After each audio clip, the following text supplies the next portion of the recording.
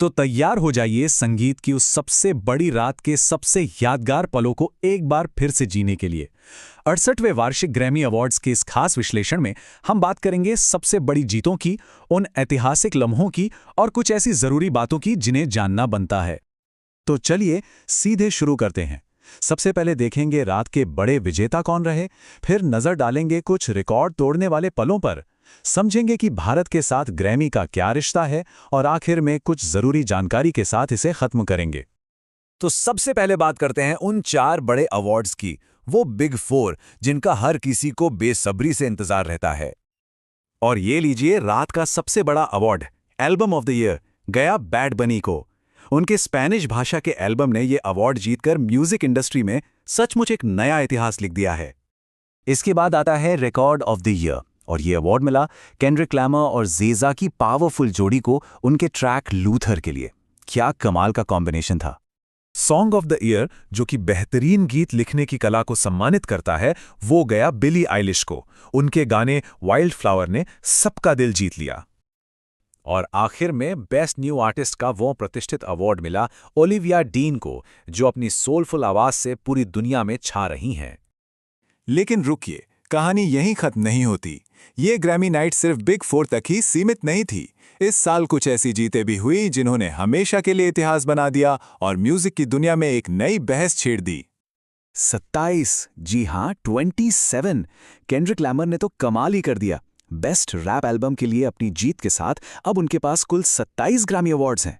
इसी के साथ उन्होंने जेजी का रिकॉर्ड तोड़ दिया है और वो इतिहास में सबसे ज्यादा अवार्ड जीतने वाले रैपर बन गए हैं। बैड बनी की जीत सिर्फ एक अवार्ड नहीं थी, ये अपने आप में एक कल्चरल मूवमेंट था। ये पहली बार हुआ है जब किसी स्पेनिश भाषा के एल्बम ने टॉप अवार्ड यानी एल्बम ऑफ द ईयर जीता हो। इसने म्यूजिक इंडस्ट्री में भाषा की सारी दीवारों को तोड़ दिया है। और अब एक ऐसी जीत के बारे में बात करते हैं जिसके बारे में शायद ही किसी ने सोचा होगा।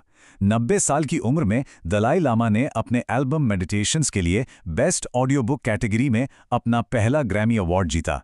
सच में कमाल है। ग्रैमीज और भारत का एक बहुत ही खास और पुराना रिश्ता रहा है। तो चलिए इसी कनेक्शन पर एक नज़र डालते हैं कि कैसे भारतीय कलाकारों ने दुनिया के सबसे बड़े मंच पर अपनी छाप छोड़ी है। ये टाइमलाइन अपने आप में कहानी है। 1999 में पंडित रविशंकर की ऐतिहासिक जीत से लेकर आज के दौर के कलाकार जैसे रिकी केज तक, जिन्होंने एक के बाद एक कई अवार्ड जीते हैं, भारतीय संगीत हमेशा चमकता रहा है। अच्छा, ग्रैमीज के बारे में थोड़ा और जानना चाहेंगे? चलिए कुछ मजेदार और जरूरी बातें जानते हैं संगीत की इस सबसे बड़ी रात के बारे में। तो आखिर ये ग्रैमी अवार्ड है क्या? सीधे शब्दों में कहें तो ये अमेरिकी म्यूजिक इंडस्ट्री का सबसे बड़ा सम्मान है। इसे द रिकॉर्डिंग अकेडमी उन कलाकारों को देती है जिन्होंने संगीत में कुछ असाधारण काम किया हो।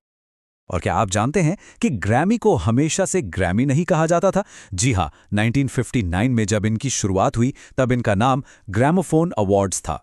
और इस साल के शो को होस्ट करने वाले ट्रेवर नोआ के लिए भी ये खास था, क्योंकि ये उनकी छठी और आखिरी होस्टिंग थी। तो इस पूरी यादगार रात के बारे में सोचने पर एक सवाल मन में आता है, 2026 की कौन सी जीत को आने वाले सालों में सबसे ज्यादा याद किया जाएगा? क्या वो बैड बनी का भाषा की दीवार को तोड़ना होगा, या केंड्रिक लामा का बनाया नया रिकॉर्ड, या फिर दलाई लामा की वो अप्रत्याशित जीत? इसका जवाब तो खैर वक्त ही बताएगा।